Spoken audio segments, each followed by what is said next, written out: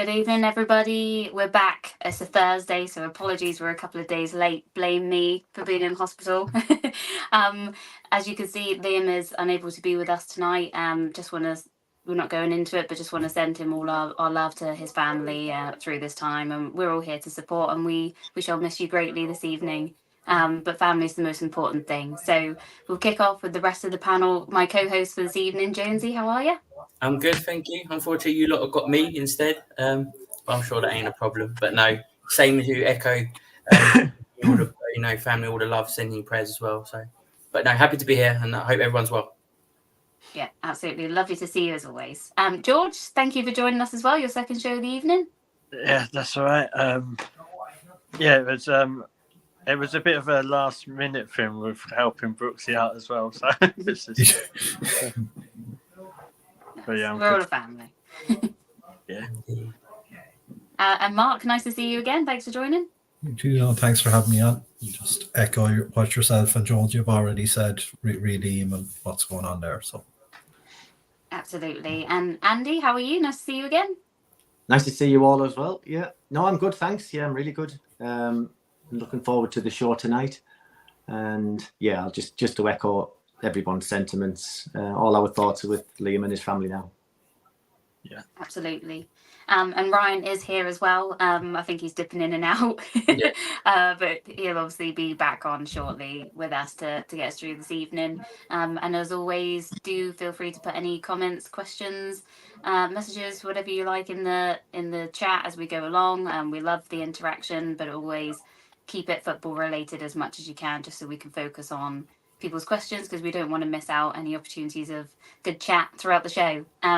Yeah, what we'll do is we'll kick straight in. While George is here this evening, we're going to cover the women's section first. Regular theme at the moment, I think.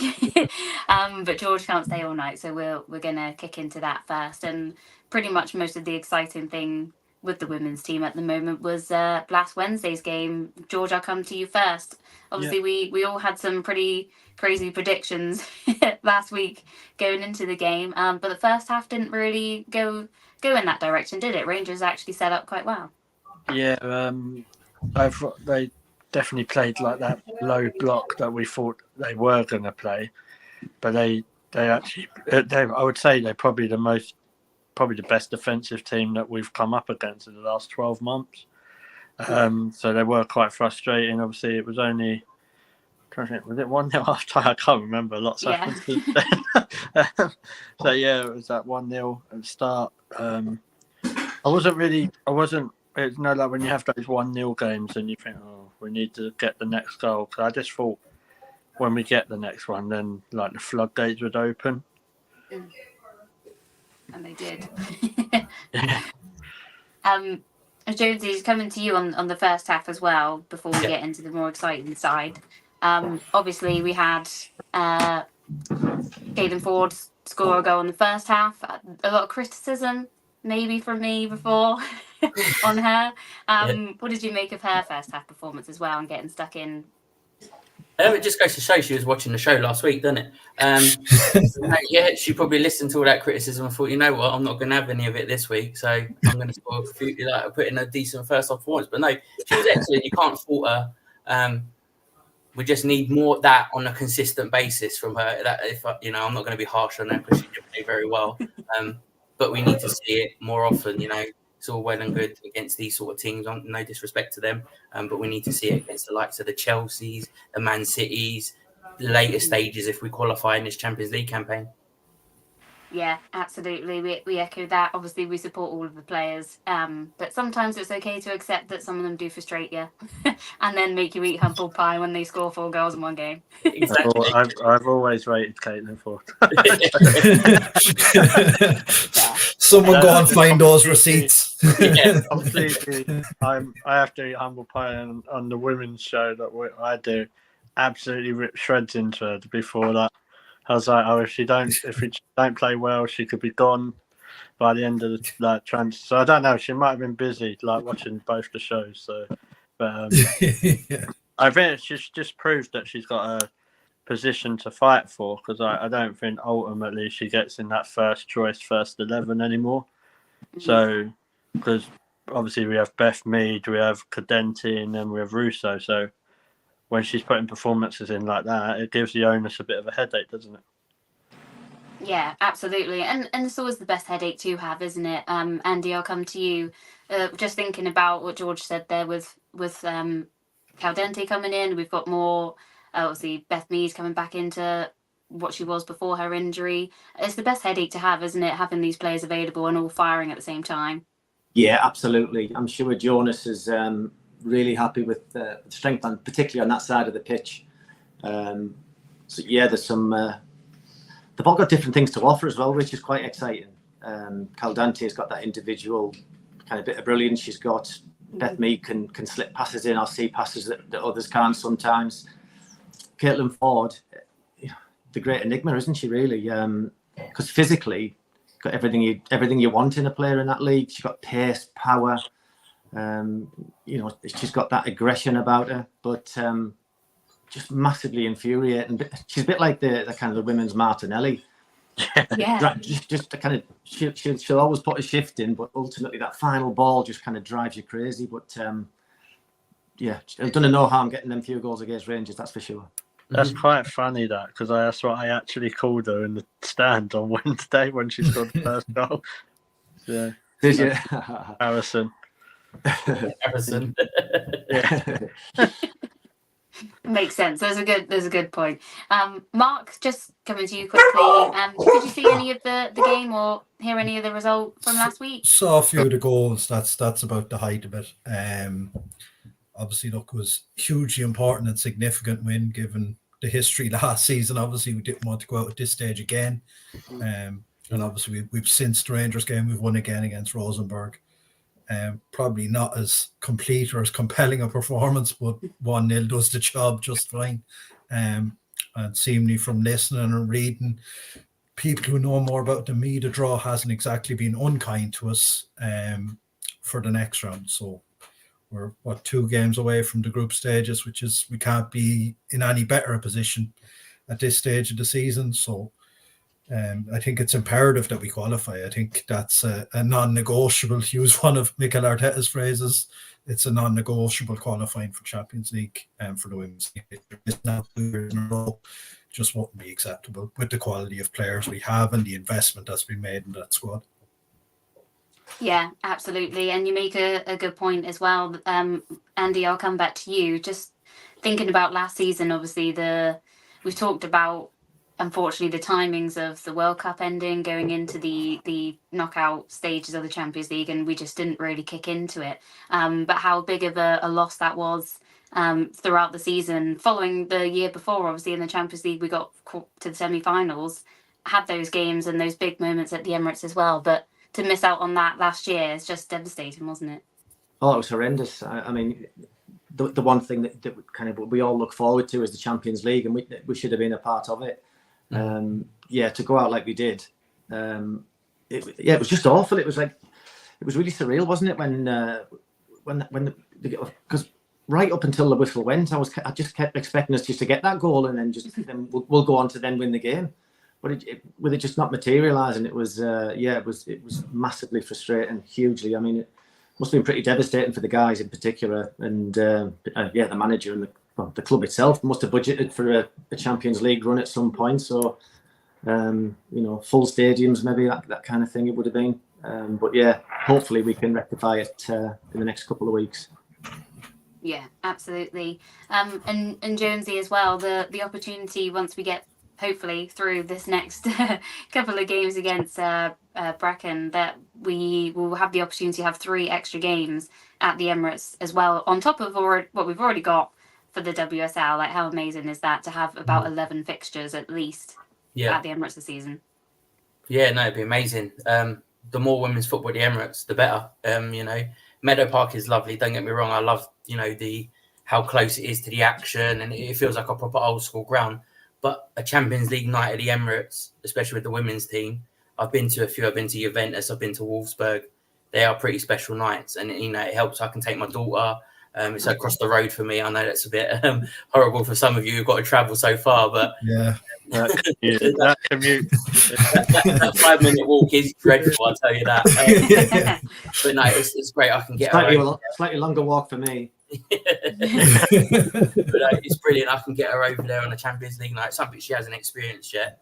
So yeah, fingers crossed we get there. You know, after last year, I just wanna make sure we get there. So the fingers are crossed. Of course, absolutely. Ryan, nice to see you again. How are you? Yeah, good week so far, so I can't complain. How about yourself? Good. Yeah, we're all good here, thank you. Just kicking in the show, obviously talking about the Rangers fixture first. Pretty much just mentioned the steady and slow first half, but obviously in the second half things did pick up rather quickly with 2 goals in about a minute and a half. Something like that, yeah. Oh dear. What did you make of that, the second half, and to turn it around? Not to turn it around, but obviously we were sort of struggling to break through Rangers in the first half, weren't we? Yeah, because I think in the first half, until we got that goal, it was like the game plan. We all knew the game plan for Rangers was going to come to Meadow Park. It's our home ground. Come there, try and sit back and contain and frustrate. Every play behind that ball, contain and frustrate us. And to an extent, like you say, it was working. I think the second we got that goal, their game plan had to change, but it didn't. But the second half, we came out knowing we can get. We obviously reached the first half, knowing we can do it. The moment we got the second, it was just floodgates because they had no other plan. And for me, again, I not expected, but I wanted more from Rangers. Just a bit more competitive. It was like they just rolled over, had one game plan. As soon as it weren't working, there was no plan B or C or anything like that. And it's a bit when Clayton Ford's scoring 4 goals against you, you need to reassess your life. That's what I'm saying. Another fan, I see. Especially when one of them was a worldie like the third one was. Oh, yeah. Yeah, I mean, you got to talk. The others were all right, weren't they? Right time, right place, I think. But that 4th goal was an absolute beauty. The 4th from the Cape as well. Got to say. Yeah, that was probably about 40 yards in itself, wasn't it? Just floating in the air, and it just fell to her perfectly. And I mean, that's how you score a goal, isn't it? Look, I was doing the live as well. I was like, "Don't go in." I was like, I couldn't believe it gone in. I was like, "Oh, it's Clayton as well." Really? It's just no, to make sure it's alive. Well, no, literally, with all due respect, all jokes aside, like the girls did their job. They went out, and the start of the proceedings of righting the wrongs of last year, as we'll get into later, but righting that wrong of and showing that last year was a blip, and certain circumstances last year played a big part in our poor start, to the season. Yeah, absolutely. And another one that was on the score sheet, Mark, I'll come to you, Alessia Russo. I think it's really important as well that she got that chance and is kicking off now, isn't it? Like, pre-season's okay, but when it comes into important games that have meaning, it's good to get your striker sort of up and running straight away, isn't it? Absolutely. Strikers they're there. They're paid to score goals, essentially. So quickly, it just gets you up and running for the season. So yeah, very important for her to get her first goal. Just puts her on a good footing for hopefully a very high scoring season for us this season, because I think it's going to be important that she does score a lot of goals. I know Blackstenius is there also as a backup, but Russo obviously is the first choice striker. So for Arsenal to have a productive season, I think she's going to be a very, very important player. Yeah, absolutely agree. A comment here from Royston Marshall. I believe Arsenal women's deserve a pay rise, with most games now being played at the Emirates with an expected average of 35 to 40 people. Have they not? 1,000 people. Just to be very clear there. So it's not back at Meadow Park. Substantial pay rise. I'll probably be devil's advocate here and say no. I'm not going to jump on the trend of they deserve what the men's get, or I know you're not saying that, but I'm a realistic. Don't do a Megan Rapinoe. I'm realistic, and I think that there's still a long way to go. Obviously, they hit those targets and higher last season, But now we've got more. There was only about 5 or 6 games dedicated to the girls at that stage, and now we've got more, and not necessarily just the big teams as well. It will be interesting this season to see if those crowds can still manage. And of course, if that happens, then absolutely in the future. And I'm sure with other things going on, building the game, it's going to happen. But just my opinion, realistically, I think that where they're at now is okay, and let's just see it comfortably keep growing first before they make the changes. I don't know if anyone else wants to comment on that. It's not there. As you say, don't jump before we can walk. Let's give them their first season as a full time. It is buying the cups, buying the League Cup potentially, and the FA Cup potentially draw wise. This is going to be the girls' main home now. So let's let them settle. Don't put that pressure on them, and see what happens. I think that I said this last week. I think Leicester City's game with the 40,000 capacity. I think that was the final push for the club to go. This is what we're doing now. Yeah. Because we as a fan base have now shown we're not just turning up for the big games. We're turning up for anyone that comes to the stadium now. Yeah. That's the other side of it as well. The actual, as we know from the men's side, the gate receipts make up a very, very small portion of the finances of any club. Yeah. It's more to do with the television deals. And if the television see it as a hugely viable product, which they do, Sky are putting money in, but it'll have to be, as you said, consistently that the product keeps improving and keeps getting those numbers through the gates. That's when the TV deals will start to ramp up, and that's when it becomes more viable to start paying more and more money to the players. But the finances of the people coming through the gates actually make up a very, very small, a tiny fraction of the actual finances of any club in the league. So while it would be great to go, we're getting 50,000 every week, let's put it all back in, it doesn't actually work like that. I think I remember, I'm not sure if it was Tim Stillman or someone wrote a piece on it that because Arsenal, unlike the mob down the road, who we'll go on to later, who host concerts, boxing, the Emirates doesn't really get anything like that. So what they're doing is essentially the women's fixtures are making up that shortfall of the other events that we don't get. So that's essentially what it's been used for at the moment. Rightly or wrongly, it's just that's what it's been used for, to fill that shortfall, because we're not going to get any of those other events that Spurs are getting, because basically we're beside them and we're more or less next door to Wembley. So we're nowhere near on the list. That's essentially what they're going to use these women's fixtures for, as a cash cow for the time being. Yeah. I mean, they used to, didn't they? I think it was last summer they had a couple, but I think the Emirates is just not as new as some of the other places. That's probably why. But yeah, I mean, the best thing is that we're above everyone else in the league, I think, of supporting our women's team, and the club have been amazing, and hopefully that continues throughout whatever happens in this season with attendance figures. If they do go down a little bit, or if they do keep smashing records, it's still an exciting time to be around it, and I for one can't wait to get back in there next week.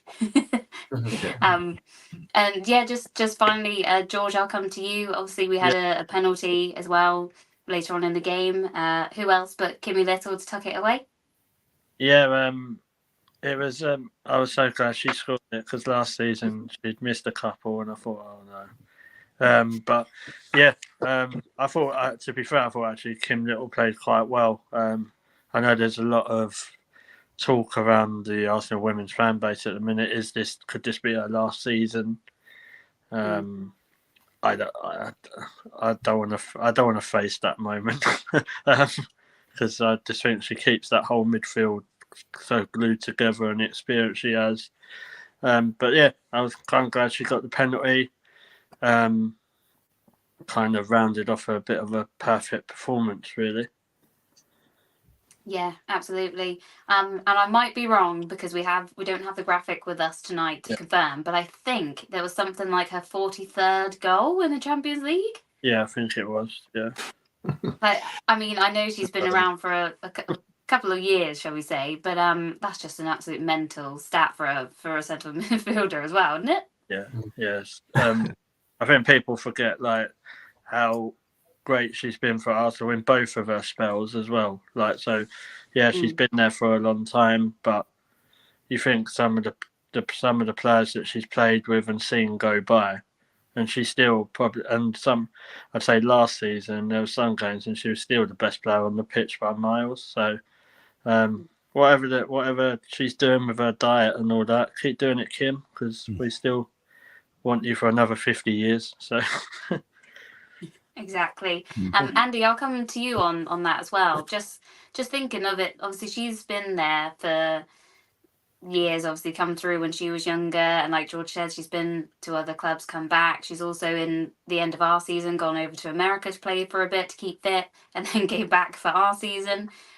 Just having that sort of level head and experience through this change in the women's game of going from barely anyone watching to all these big crowds here and there, and how much love there is for it now, how important she is for the youngsters in the team, and you know, the other players that have not experienced that but now becoming their normal. Yeah, she's vital to these young guys coming through. When you've got sort of like a figurehead like her, all right, we all know that maybe it could be a last season, who knows, but you know, she's still got the ability in there, and she's still got that. But what she has is that with that experience, being able to talk to people in certain situations. You know, no matter how a match is going, at some point she'll have been through that, and so she'll be able to use that experience and help guys through it as well. She's been to the Champions League. You know, she's won cups, she's won leagues. I mean, that is just vital. It wouldn't surprise me if she's given some sort of role so that she doesn't leave the club. Whether that be as a part-time player, part-time coach, I don't know. I don't know what her future is going to hold for her, but I'm pretty sure that they would look to keep someone like her there because, she's integral to everything. Yeah, absolutely. A comment there from Catherine. So she's actually tied 6th of all time. If she scores 3 more this season, she'll be tied with Marta. I mean, if you don't know who she is basically the GOAT of women's football. Josie, that just sort of shows how incredible she is, really, isn't it? It's really up there with the greats of the game. Yeah, absolutely. She's up there with the best of them, and rightly so. I echo what Andy says. That's what I would like Arsenal to do. If this is her last season, then by God, get her in a coaching role or something. Keep her around the girls in that current squad. The experience she brings, everything. It's a winning mentality with Kimmy Little, and yeah, we could go on all night about her. She is absolutely brilliant, and she has been one of the greatest servants to probably the Arsenal women's football team that we've had. Mm-hmm. She could also maybe, I mean, and I'm just throwing it out there, but she could end up almost in an edu role for the women. You know, her name worldwide alone. You know, if she's going talking to you, you're like, you would definitely sit up and listen in the same way that you would with proper like good ex-footballers like Edu and people. So yeah, she could be a massive ambassador for the club as well. Mm-hmm. Yeah. Absolutely, we'd love to see it. And Ryan, I'll come to you on Saturday's game. Obviously, Rosenborg, we weren't quite sure what they were going to be like, were we? We weren't sure. Obviously, we knew that they'd taken Atletico Madrid all the way to penalties, and obviously got through that. But we weren't sure really what they would bring. But it did look like a tough game out there that day. It did, and again, like you say, in terms of we knew that they knocked out Atletico. I personally was shocked in terms of when they knocked out Atletico. Even it went to pens because of the manner they went to pens. Because obviously Atletico's got that last minute equaliser. I thought the momentum would swing, but they stuck it, and also Atletico were the favourites as well, if I'm correct. But they stuck out. They gave them a game, and I thought I knew this weren't going to be arranged. I knew this would be tougher because of what they did against Atletico. Sorry, but. And I think they gave us a better game than Rangers did. Far better game. They actually came, played a bit of football. Actually tried to attack us at times as well, getting up beyond our defence and test it, and have a few pop shots straight to goal. I know straight to goalkeeper, but still have some shots. Keep our gloves on and all that. But no, fair play to them. They didn't just go, oh no, this is a team that's just won 6-0. This is our home game. We're just going to let them walk it. They actually dug deep, and again, of all players to score, Frida. against is it a former club? I know it's obviously it's from Norway and all that, but I believe it's a former club as well. Someone mentioned in the chat on Saturday. Yeah. And again, of all the chances we had a few chances in that game. Of all the chances we had, it was the scrappiest goal of the chances that we took. And you know what? You take it because you get through. But it showed that as well that we don't just, if we're not going to blitz a team in terms of all our chances just turn the goal, sorry, we can still we can as a collective grind the result out and get over the line. Whereas last year, a few times, as we know, if we weren't converting, either the opposition would score and go on to win, or we'd draw and basically either way drop points and not win the game. So there's a slight change there. I think it's early days in the season, but there's a slight change there that I'm seeing at the moment with this team. That might be something to do with some of the players having their second season now, more settled. And we now know, in terms of squad-wise, that the window closes tomorrow, but in terms of squad, what we've got basically, and most of them being working together for 2 years now plus, buying the new players that have come in. And even them, they've come in. The players that we've got this summer have come in, and they're playing like they're playing like they've been here for 2-3 years. And that should be scaring the rivals, by the way, in terms of City and Chelsea. That should scare the life out of them because they're especially. I really like Rosa. I can't say why, but it's like she's come in, and again it's like we all thought when we lost River, obviously end of the world. Oh no, what we've got to do. I know it's early days, but she could potentially fill that void and keep us going and keep. Again, this mentality. The players we're getting aren't youngsters, or in terms of just to get the budding in. We brought some experienced players this summer, and I think it's going to be a very good season for us. Touchwood. But in terms of Saturday, yeah, as I say, I think it just showed that there's another level to us now. There's another side to us that we can dig deep if we have to. Yeah, absolutely. Catherine just saying she's got to pop off for now, but thank you very much for your random facts. We appreciate it. We love your comments every show. You're always amazing. So thanks for tuning in, and hopefully you'll catch us before the end later on. Yeah, just obviously touching on the signings as well. You mentioned Rose. Have we taken the best player from the team we're about to play against on Saturday, George? Yeah. Basically, maybe that's the way to do it. Like we took Stina from there before. We took Rosa. I agree with Ryan. I think that she is something special. I think what difference with Rosa to some of the other players is that she ain't afraid to go forward and take on these opportunities to say, like, there might be something you think, during a game, you think, oh God, why she lost that? But then that's that moment of brilliance. Like we could be 0-0 with Chelsea, and that moment of brilliance when we win the game. So I think she's only like 21 or 22. So obviously she's young. But going back to what you said, I feel like I'm being set up here because if I say we took the best player and then we don't do that well next week. Sorry, I'll just put it out there. Yeah, we've took the best player, and the thing is, if anyone else plays good for them, we'll just buy them next summer. So that's fine. As a scouting opportunity. Yeah, it's a bit like what the Chelsea men do. Like they look at something on Twitter, and think, hold on, that team's linked with him, we'll buy them. So maybe that's what Arsenal do. But yeah, obviously Ryan also mentioned that the WSL window closes tomorrow. Not a lot transfer wise has really been going on in the last couple of weeks, to be honest with you. Obviously not just for Arsenal. I haven't really heard a lot going around the WSL, to be honest. So I don't know what tomorrow may bring.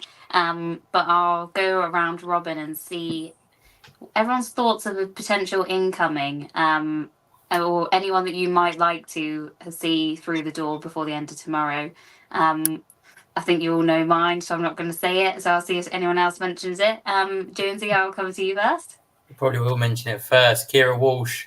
But sorry, guys, I was first. I know it's probably a bit late in the day, innit, to get a deal like that done. But you never know. Surprises have happened before. We put a bid in for a certain goalkeeper last season, when it late. So you never know. Could have something up your sleeve. But yeah, if she comes in, that midfield, perfect. Chef's kiss. Gonna have to ask Pete, Jonesy. Yeah, let's see what Pete says at the old Yeah. counter. Go down, Morrison. See what's cracking tomorrow morning. He's 2 for 2, so don't worry about Pete. Yeah. But yeah, just to give some background on that, even this morning I was reading a recent interview where she was saying that she would prefer to come back to England to play.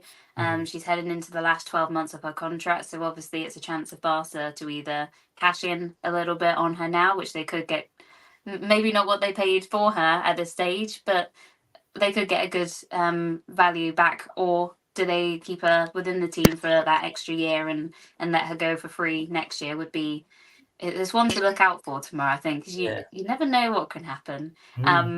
Andy, I'll come to you. Any thoughts? Same or anyone different?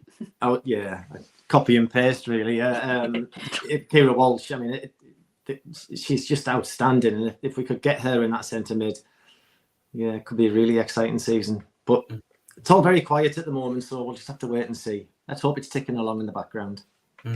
Absolutely, yeah. George, what about you? So I all thought you was going to say like Ella Toon or someone. No, I'm joking. I want Kira Walsh. I think we'll go for Kira Walsh. I don't know how official it is, but she apparently a lot of people talking around her camp have said she's not going to renew next summer. So she's definitely leaving, and she wants to come back to England. And there's only 2 teams that will go for her, and that's Arsenal and Chelsea. Chelsea because of the financial. It's just what Chelsea do, isn't it? Like I was just saying about 5 minutes ago. A bit like what Jonesy said. Is it a bit too late?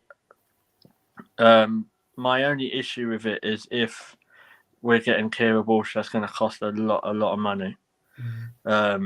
It's not.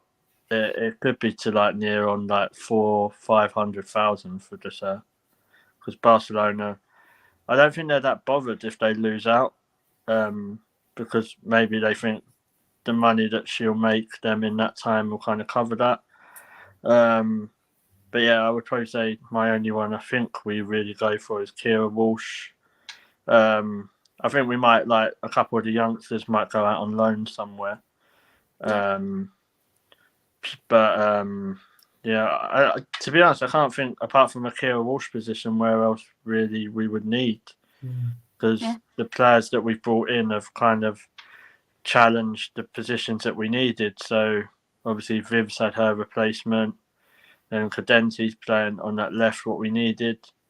We've got the goalkeeper now. You should have had my rant about the goalkeeper the other day. Like they gave her number 14. I couldn't get over that, like the shirt number, but I won't go on about that because it went on for about 15 minutes on my show. Just a rant about giving the goalkeeper a number 14 top. Ryan, you would have been proud of it, mate. I was just about to say, imagine Chesney got the number 14 if he come back. No, that's I'll do an entire stream dedicated to just going mad. Ryan, the meltdown. But yeah, I don't really think we'll go for anyone else, and the only one it'll probably be is just Kira Walsh.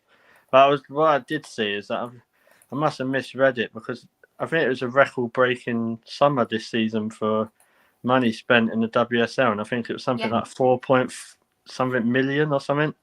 Yeah, I think it's like 4.7 million or something, I think. Then you look at that and you think, yeah, there's, like, going back to the comment before, you think, well, there's the difference between the men's side and the women's side. Like, basically, the record-breaking women's WSL transfer window is less than what Birmingham City have spent in League One. Oh, God. So so I think we've still got a fair bit to go. But, yeah, Kira Wolf and maybe Ella Toon, shock move there, though. Yeah. I don't think at this stage that will happen. No, obviously, probably not. Thoughts and love to Ella Toon at this time as well. Yeah. Mark, what about you? Are you on the same wavelength as us? Yeah, I think the guys have kind of more or less already covered it.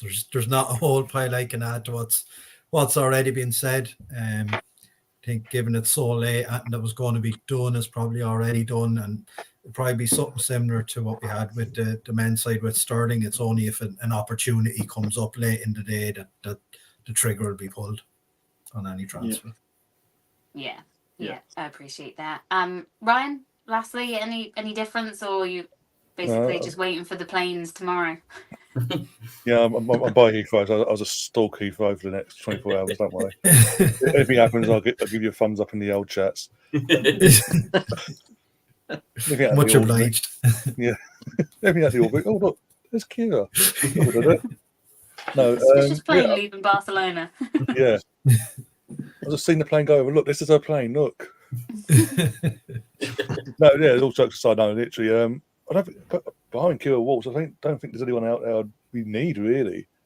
As you mentioned, we've brought in a new goalkeeper. It's gonna be the number one at one point during some point in the season. It's gonna happen. Yeah. I've said it for the last few weeks now. Since we've come back in the podcast, like it seemed to me he's going to phase her in. He's not going to just go. Obviously, he's had an injury last season, but he's going to ease her in, do what Mikel's done before. Obviously, when we had Leno and Ramsdale, and then obviously Ramsdale was phased in and became number one. And obviously, when Raya came last year, gave it a few games, and then made him the number one. I think potentially that could be the case here, because it doesn't make. Otherwise, it wouldn't make sense. Daphne would not come to us to be the number two. Even for a season, that doesn't.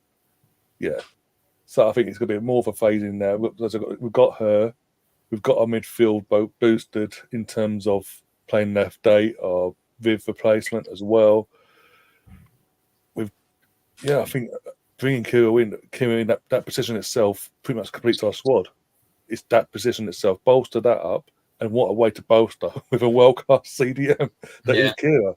And I understand what George is saying in terms of it will cost. Of course, it's going to cost money. We all know how Barca operate in general, but I think Arsenal, if they pulled that off, they would then go into overdrive in terms of promote. So, like when we got Sterling, we waited like a week before we got his squad number. If we get Kira, it'll be like as soon as the announcement comes out, this is squad number. This is where you get the shirt. Boom, boom, pumping it. All platforms, and you can imagine, especially Lionesses fans as we are, in their droves will be going out and getting all the shirts, Kira on the back, with obviously whatever number in this, that, and the other. So the money will come back in that way as well into the club itself, and it's advertising as well. Not just that, you've got the advertising side throughout the season, using her for advertising along with Leah Williamson, with Beth. That's part of the English core as well. That's been successful for the last few years. Yeah, going into a Euro season. We're in a Euro season as well now. Going into we'll go as of next weekend. Starting our campaign to get ready for the Euros. So I definitely think it's worth the money. Like as well. Definitely. I wouldn't be pulling like if Barcelona said right, there's 300 grand, we want that for Kira Walsh. Oh, yeah. If Arsenal didn't do that, I'd be quite disappointed. But it's like, I think it was like you've all said, like Arsenal from the women's point of view, do have this habit. Lastminute.com putting that cheeky bid in, knowing of a player, getting the intel of a player not wanting to be at a certain club. Yeah, and they're not going to extend and this, that, and the other, and they go in. He did it with Russo, played the long game in the end, but we got her. Did it with Mary Epps last summer. I know we didn't get it in the end, but we tested the waters. We put it out there to the point where it was so public. We knew Mary was going to be leaving one way or the other. But we do have this habit in the last few years that we do push the boundaries. We're not being nice. We're not being that pushover. Just okay, whatever. No, we're actually upsetting people now. Well, I say people, Manchester. A team in Manchester. this year we've broadened ourselves to Europe and go to Barcelona and upset them. Yeah, hopefully. Like I say, there's no one else I can really think of that, in terms of in any other position, that would But we need actually we actually need, because as I say, we've got plenty of depth now in all areas. I mean, striker wise, we've got Russo and Steiner, and you've got Ajiman as your third choice. Your wingers are covered from what we've got, both sides. McCabe's the most versatile player, can play in both fullbacks, both wings if needed, worst case scenario. Midfield is just like that CDM, giving that cover, not just a Kim, because of how vintage, shall we say, but also Leah Volsi as well, because obviously she's had a few injuries as well. You don't want to overdo her and cause a long-term injury there. So coming out Kira, having her there and experience wouldn't be, in my opinion, a problem at all. It helps balance that. So it gives a balance to, especially a touch wood, over these next two legs we have between the Man City game. We qualify properly for the Champions League. That's a lot of games this season. Yeah, but also a good opportunity to keep using some of the younger girls within the squad as well, isn't it? Like, obviously, Katie Reed's been playing very well at the back. Obviously got Michelle Leah and many others. But yeah, it's an opportunity, as you say, with more cup games, and especially with the Champions League games hopefully coming as well. You've got to use the whole squad at the end of the day, haven't you, to keep it successful and keep everyone nice and fresh as we go along as well. But yeah, I think that pretty much covers the women's section for now. So what we'll do, obviously there was no men's game last weekend. It was a bloody international break and we're all furious about it.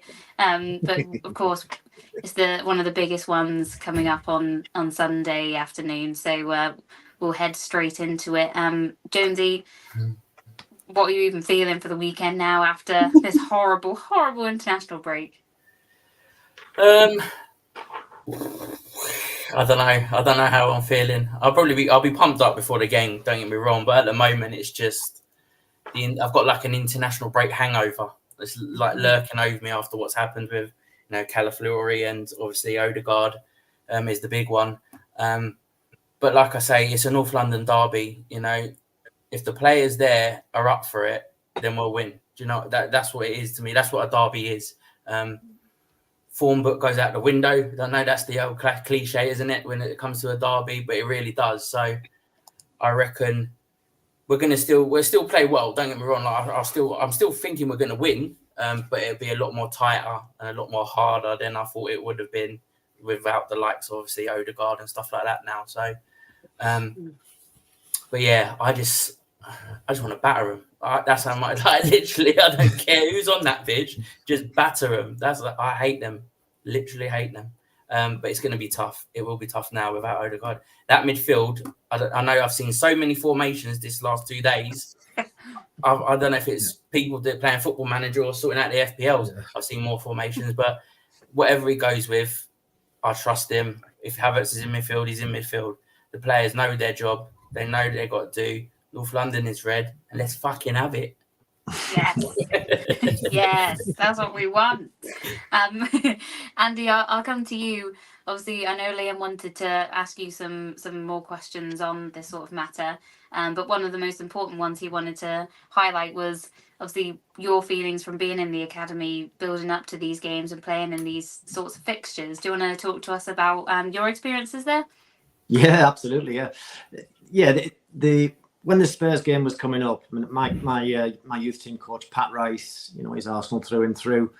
The minute the match finished on the Saturday, prior to the following week to play Spurs, once the game had finished, he'll finish his talk, and quite often a bit of a hairdryer treatment for most of us. But he would then, before we'd even got in the showers, next week, boys. Next week is the big one. And that seed would be planted on the Saturday. It would tell everybody, we're not going out, you're not going out. We had this kind of rule where 2 days before a match you wouldn't go out and stuff like that. But that was immediate. And going into training on the Monday, it was a different level of training. I think whereas maybe people might think that you take it a bit easier in training because you got the big game at the weekend. It didn't work like that with Pat. It was just you trained at an intensity that was there for the match, and the second anybody dropped that intensity, he would be at you, and they're not going to roll over for you. That you've got to get yourselves up for this. You've got the gun on your chest. You've got to make sure that you stamp your authority on this game. You do not let them get close to you, and it would be rammed into you. It was day in, day out. But I think one of the brilliant things about the club at the time, and that maybe a lot of people don't know, is that the first teamers would be coming into our changing rooms through the week. Get focused. This is the big one. Everybody knew that game was coming up. So it just took your training to another level. And it was just, it was when I think back now, it was just unbelievable. Like that, the adrenaline flowing through you the whole week. You couldn't wait to get out there. You just wanted to you're like a dog at a leash almost. But it was just, every week was intense with Pat, but the Tottenham one was always just that little one above. Similarly in the reserves, though, it was the same in the reserves. And again, the first teamers would be coming in, making sure that everyone knows how important this game is. And the whole week would be geared again.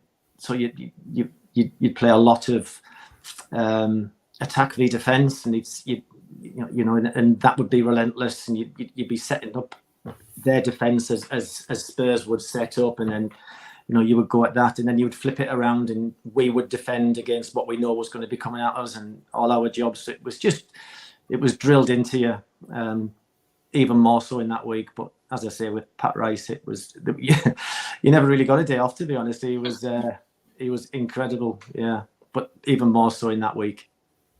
And do you think it'll be that same sort of environment there at the minute now that they've all returned from abroad? It's straight back into focus, and that's the only thing that's on the mind till Saturday or Sunday lunchtime. Yeah, absolutely.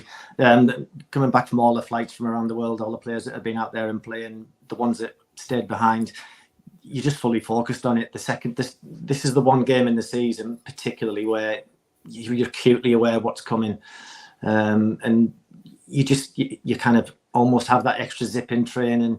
You have that extra bit about you. You're trying to show your coach or your manager what you can do, because you're so desperate to play in that game. And but then you also know that in the drills that you're doing, how important sometimes your role was to our defenders or our attackers, and similarly when they used to flip it. So the importance of the game was just, it was never lost on anybody. It was just always the big one. There'd be a big in the kind of foyer colony at the time, there was like a big kind of whiteboardy thing, and it was always out on there, Tottenham next game. So you just, as soon as you walk through, it was there on the board. You just knew, and do you know what? It was incredible, because like when you went out on the pitch, you felt like a giant. It was incredible, and I'm no doubt the Spurs lads will have similar stories talking about us. They'll loathe us with a passion, and have that hatred that Jonesy has. Coming back to us as well, so you had two teams going hell for leather at each other, but I'm sure their week was just as bad as ours, but not bad, but it was amazing, but as intense as ours. Yeah, the rivalry is fantastic, though. As much as we hate them, we would hate the league without them. Yeah, I want Tottenham every year, even because sometimes they've turned us over twice, but you want that Spurs fixture. It's that one game in that season that you want it, and Ricey was very big into that gun on your chest. You don't let that gun on your chest is the biggest thing. There's people around the world that would give the right arm to be where you're sat right now. Do not let yourself down. Don't let your family down. Don't let everybody down. We're ready for this. And it'll be just the same. It won't change. That rivalry even today, I'm sure that kind of hatred, that passion you've got for that other team is still there. And Pat Rice is still around the club, so they're probably daren't forget about it. Yeah, exactly. It's still distilled in the walls, isn't it? It's never leaving. Absolutely. No matter what football turns into. Obviously less local lads these days than before, but I think once you get into it and you start playing for this club, you realise what these fixtures really do mean. And I fully back the boys 100% that they've got the understanding by now what this means. Absolutely. Mark, I'll come to you. Your thoughts heading into the weekend? Yeah, look, as Jonesy echoed, you'd much rather have Declan Rice and Martin Odegaard available than not, but that's the hand we've been dealt. We still have good enough players to go there and win. I've no doubt about that. Regardless, as Jonesy said, no different to myself. I've seen 100 different formations and team lineups already this week. So thankfully, we've one manager who knows a hell of a lot more about it than the people on Twitter. So I'll leave it to him and his judgment. But yeah, look, we have good players to fill in. It's, as I said, it's not ideal to be without two players, and you can add Marino as well, I suppose. To missing 3 players from midfield isn't ideal, but no point saying otherwise. But as I said, we're still more than good enough to go there and win. We've won there the last 2 seasons, so I don't see any reason why we can't go there and get 3 points again on Sunday. Absolutely, yeah, and you make a good point. Obviously, the last 2 seasons we've done what we needed to do. Maybe last season was a little bit more ropey than we would have liked. Shouldn't have ever gotten close that game, but anyways. Yeah. But hey, it's a learning curve, isn't it? And Rare will definitely not be doing that ever again. Hopefully. Ryan, Ryan, I'll come to you as well on it. Just your thoughts on what you could think the midfield possibly be. Maybe Timber to come in, Zinchenko, or would you pull Havertz back into the midfield and maybe change the front line? I think that's the way he's going to. I think I've been saying this since Monday morning when before we knew the full extent of Odegaard. We saw the videos, but we didn't know the full extent. As I was saying to my brother, like when he mentioned, like Mikel's more like going to pull Havertz into the Odegaard role, because we need to remember Havertz can play that role. He did play that role technically at Leverkusen all them years ago, so he's not going to be completely new to him. He's again going back to versatility. That's what Arteta, why Arteta loves versatility, so he can, when things like this happen, go, okay, I'm going to take you out, put you there, and then you've got the choice of being up top. I don't know about the Jesus situation, if he's going to be fully fit for a game like this, but this is where players like Sterling can come in, play that false 9 in a North London derby. Big game. We've been seeing him in training. We know him and Arteta know each other, like in terms of from the Man City days, and in terms of that Man City Centurion season and Sterling's best season came from, he said it himself, working with Mikel one-on-one, working with me day in, day out, spurred me on. And what we're seeing so far in the clips that we are being given by the club, yeah, I mean, his head's up. He knows where the ball is in terms of doing his feet. He doesn't have to look down and look up this, like, boom, and he attacks with purpose. He's a big game player. People need to remember, he's his age and all that, but he's an experienced player, big game player. This is a big game. Mm-hmm. Personally, I'd rather have him out on the left wing, but in the circumstances we're in, playing that false 9, because again, as I say, if Jesus was more fit, we knew Jesus was more fit, I'd put Jesus up top, him on the left, obviously Saka down the right, and it'll be golden. But I think it's going to be the safer. The only alternative otherwise, if you're going to keep Havertz up top, the only alternative is playing a 17-year-old in terms of Ethan, and that's a lot of pressure to put on the lad. And then North London derby away from home. At home is one thing, but away from home in that environment, you don't want to put that sort of pressure on the lad and potentially set him back confidence-wise. Yeah, absolutely agree. Jonesy, obviously Ryan touched on Raheem Sterling joining us. Is this, do you think, a way of, one, for him to sort of come out and show the Arsenal fans what he's about, and get back into the form that he's talked about he wants to be at again, but also it's a sort of a secret weapon for us, because they don't know, he hasn't played within our team for them to have seen him in action for us yet, so possibly a chance of sort of throwing a spanner in the works and something they're not expecting. Yeah, no, absolutely. He's our like ace up our sleeve, to be quite honest. If we talk about it in like poker sort of terms, he's got a point to prove, and there's nothing like having a player that's been disgustingly treated, I would say, by that other mob down the road, Chelsea. He's got a point to prove. He probably wants to get back in the England squad as well. And it was 29 years old, still got a few years left. So he's got a point to prove. He's not come here to just, see this year out or whatever, and then see if he can get a move in the summer. He's come to play. You can tell that by his video, that video when he signed on transfer deadline day, people love to talk. I reckon he'll do his talking on Sunday. I reckon he's going to terrorise Spurs on the weekend, to be fair. He's going to be electric for us. He's going to hit the ground running. I really think so. I'd like to see him on the left. I know Ryan's saying that's kind of false line, but I'd rather Havertz as the false line, and then we got Jesus up front. But like I say, as Mark said, we're not Mikel Arteta here, so we can all have our formation of what we would like to play. It's what, Arteta sees in training week in, week out, day in, day out. But yeah, I can't wait to see him with the jersey on a pitch. And what a way to announce yourself to the Arsenal fans by grabbing a hat-trick on Sunday. Ooh, predictions coming in No pressure this week. Raheem, if you're watching, no pressure at all, lad. I've already got to do a forfeit, so no, there's not. May as well do too. Andy, as well, just coming to you on obviously the signing of Raheem Sterling, because we haven't had a chance to chat with you since the window closed, and obviously he joined. I know it was sort of a little bit of talk here and there, but obviously the the day of transfer deadline day, it sort of broke early in the morning, didn't it, that he was available. Were you surprised that he ended up joining us that day, and do you think it's a good addition to sort of boost the wingers for us this season? Yeah, I'll be honest, I was very surprised that we got him. That said, and in that last day we were on the show that night, I was desperate for him to sign. I love Raheem Sterling, and I just think he could offer so much to us. I think the best thing that could have happened from our point is the way that it's all ended at Chelsea, and I think he'll want to make sure that they know what they've missed out on.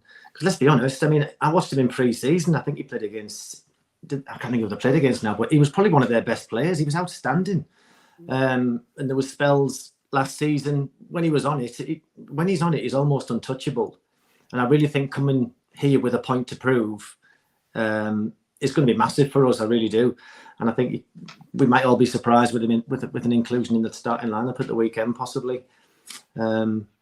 Just going back to what Ryan was saying there, it's an interesting one with Havertz because he has such an important job and he's such an essential role playing up top, not least in his movement.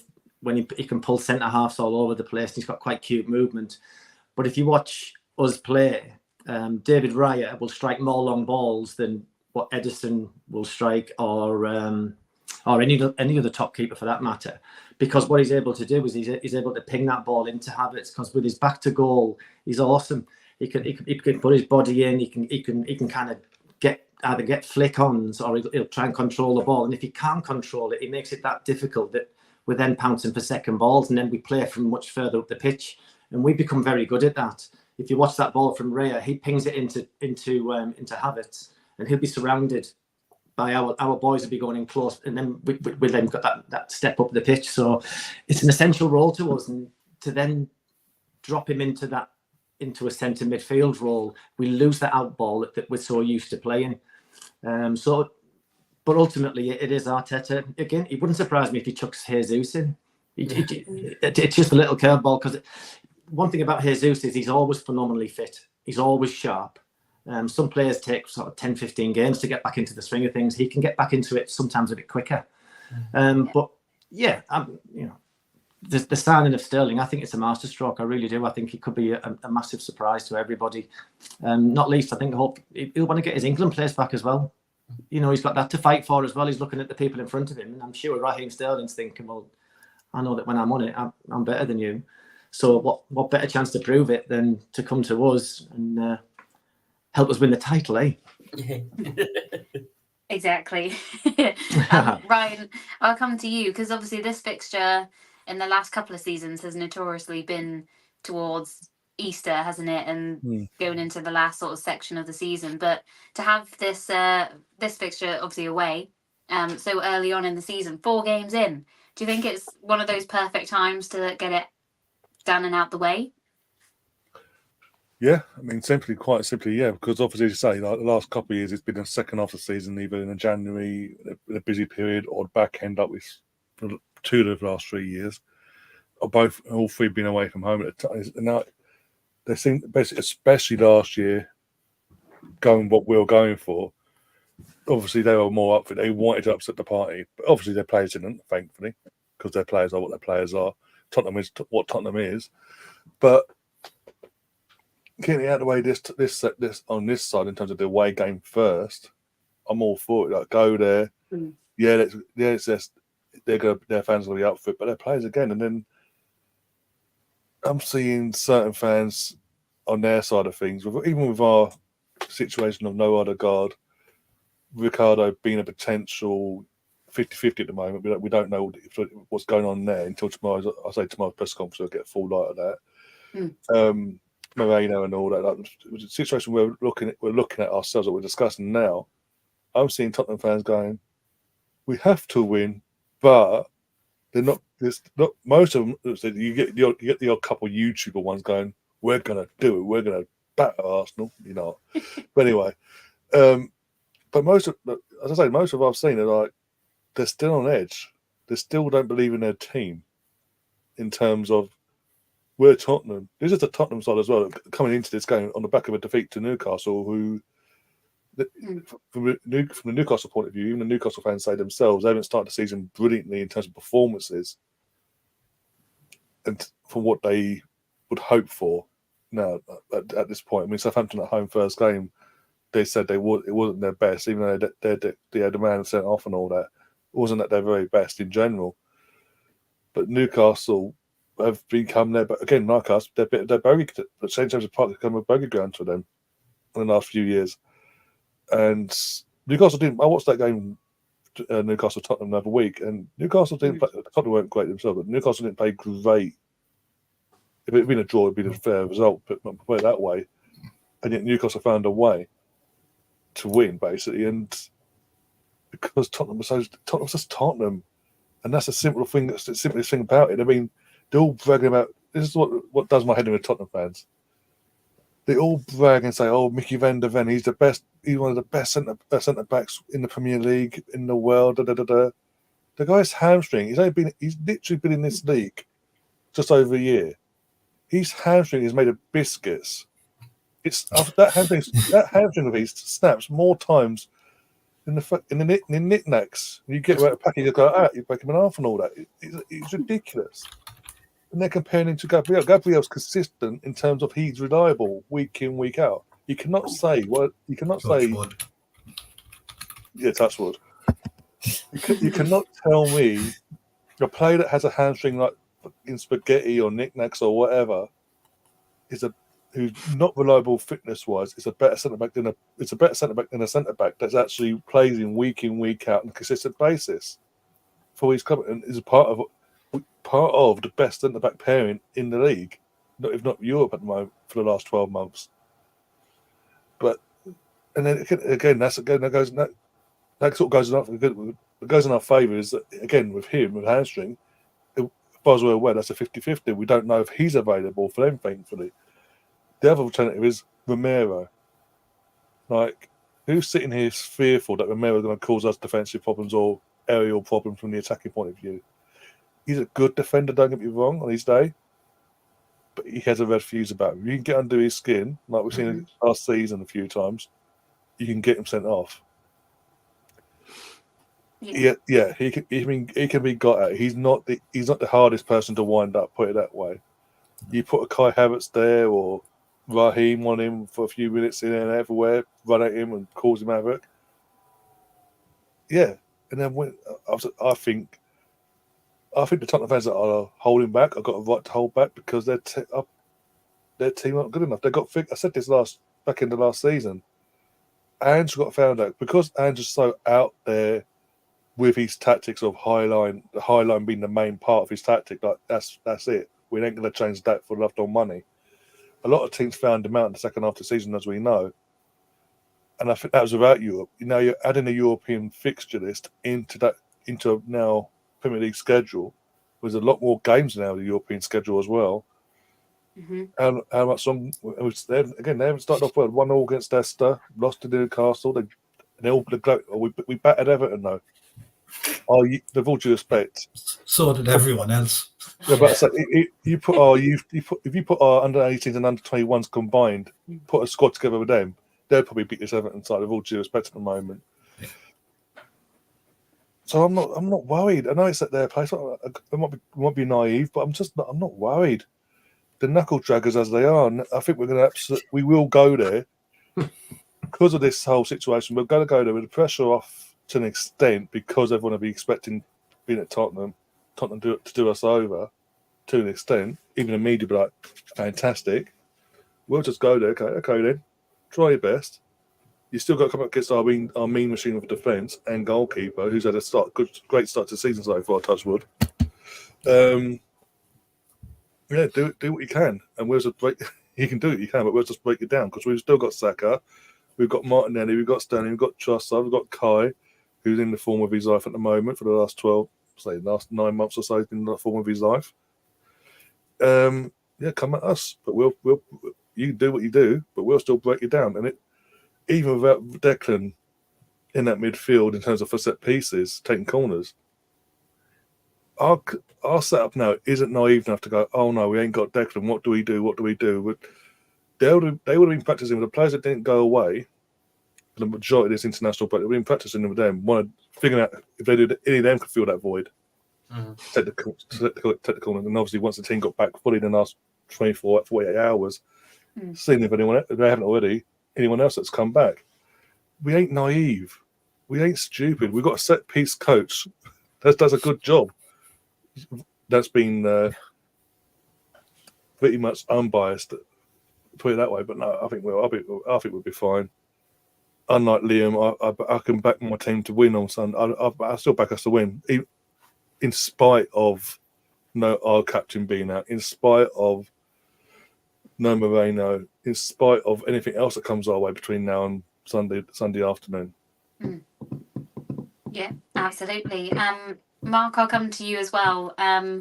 We're just, obviously, Ryan slightly mentioned some tactics maybe from a season ago of getting under Romero's skin, possibly, because we did have that dodgy game, didn't we, when obviously Ramsdale got kicked from the stands and tempers were flying in that game. We've already seen it this season, haven't we, of some dark arts against us. But I think, I don't know about you, but it's about time that we also started playing into that. Because if everyone's going to do it against us, there's a something to be had, I think, in doing it in the right way, of course, unlike Declan Rice. Yeah, exactly. It seems the refs are a bit more alive when we do it than other teams do it against us, though, which is a bit of a problem. But you're dead right. We do have to be very smart and very cute and engage in those sort of tactics, because everyone else is going to do it against us. There's no prizes for being nice, unfortunately. Just there isn't. It's dog eat dog on the football pitch now. So yeah, if you need to engage in those sort of antics or tactics or whatever word you want to use, I think you have to. It's whatever gets you over the line at the end of the day. Not everyone will be pleased, and Sky will run a 3-hour show about it afterwards. But if you walk away with the 3 points, no Arsenal fan will care come 4:30 Sunday afternoon. If we've got 3 points by nefarious means, I don't think anybody on here will care. So look, exactly. If we do have to go down that route to get the 3 points, then fair enough. Yeah, absolutely. Obviously, just some more news today. Andy, I'll come to you. Nice to have it settled so early in the season as well, but Arteta obviously signed an extension of his contract to 2027, I believe. Just obviously for stability, because there have been rumours about City wanting to grab him back, hasn't there? So just now that it's early on and done and dusted, how important for one other thing to be ticked off our worrying list. Yeah, no, it's massive. Getting him to commit to till 27 is huge. It sends a message to the rest of the Premier League. He's going nowhere.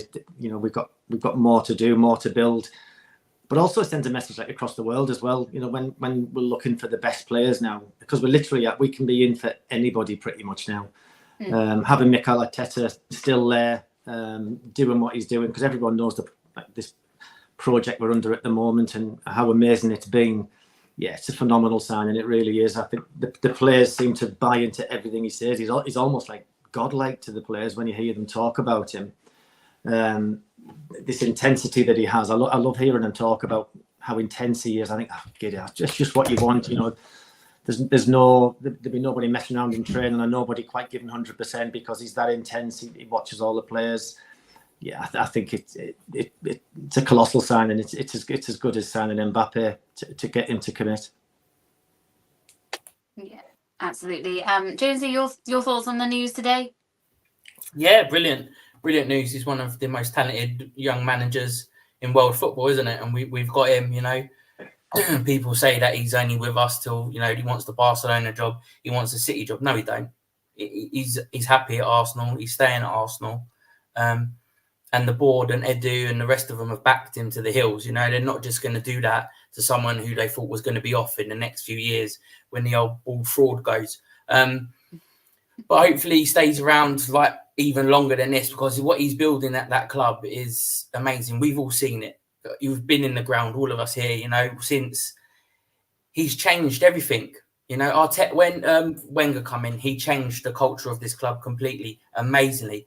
Arteta's doing the same thing, right? And I'm not comparing them both. That'd be a stupid thing to do. I'm not doing that. I'm talking behind the scenes. I'm talking about the way we train, the things he's bringing into the training room. Like, he gets a lot of piss taken out of him about the light bulb stuff, the pop pickers and all this rubbish. But things like that do work. You see it used in therapy sessions, schools use sort of tactics like that. People can laugh, they can sniggle all they want. But come next May when he's holding up that Premier League trophy, fucking have a light bulb in your face. You know what I mean? It's just, I'm happy we've got him. I was happy when we first got him. I wanted him from the start, to be honest. And don't get me wrong, that rocky period with him when we lost those first 3 games, we all remember that. But we stuck with him, and we're reaching sports now. We've come. I know it's not nothing to brag about. We're coming second, but we have to a team like City, who are an absolute machine. Where's Liverpool? Where's United? Where's Chelsea? See you later. They're dragging their heels behind. We're the ones keeping pace. And who would have thought that? Yeah, Exactly. Absolutely. What we'll do now is I'll just go around, Robin, and get your predictions before we wrap it up for this evening. So, Mark, I will come to you first, please. Okay, I'm going to go 1-0 to the Arsenal. Nice. Strong. Bit nervy, that one for me. Ryan? 3-1 Arsenal. Nice. That's more like it. Yeah. Andy, what are you thinking? I think we'll win 2-1. But I do think we'll win. Yeah, Liam. Jonesy? I said on the prediction show last night 4-2, so I'm sticking with that. Yes. There's going to be goals, I reckon. It's going to be a high-scoring derby, this one. I think I put 3-2, so I'm gonna stay with that. Of course, I don't want it to be, but unlike you, I can see it being a little bit of a mad one. But obviously, the Arsenal coming out on top as always. But yeah, I think that pretty much wraps up the show this evening. Obviously, we'll look into the Tuesday again next week, where we'll go through that and leading into City away as well. Oh God. What a gauntlet. 2 of the worst games in a row, isn't it? But we will get through it all obviously next week when we'll be back. First of all, Mark, thank you for joining us this evening. No, thanks for having me on again. Much appreciated. No worries. Ryan, thank you for popping in. Absolutely no problem. Thanks for having me on. Enjoyed it. Yeah. Andy, as always, thank you very much for your stories as well. We'd love to hear them. I'm bored you too much with them. No, thanks for having me on again. I really enjoy it. Thank you very much. And Josie, thank you for co-hosting with me this evening and helping me out. No worries at all. Well, thank you very much for having me on, and well done, G. You've done brilliantly. Thank you. Thank you. As always, thanks for all your communications and comments as we've been going through the show, and the chat is much appreciated. If you haven't already, obviously give us a little like and subscribe on the QR code, the top corner. Much easier to get it done now, so please make sure you do. And as I said, we'll be back hopefully next Tuesday evening, so keep an eye on the socials. Yeah, we'll get there eventually. We'll get there. And if you haven't seen already, myself and Liam have changed one of our Twitter pages dedicated to the show, purely just for engagement. We do like to have the segment where we bring match day photos in, so I think it'll be easier to have that up and running going forward, so we can get all your match day pictures and selfies that we all love to take and have memories of each and every moment. So yeah, as I said, we'll be back next Tuesday, so thank you very much for watching, and we shall see you soon. Good night. Yeah. Thank you. Good night.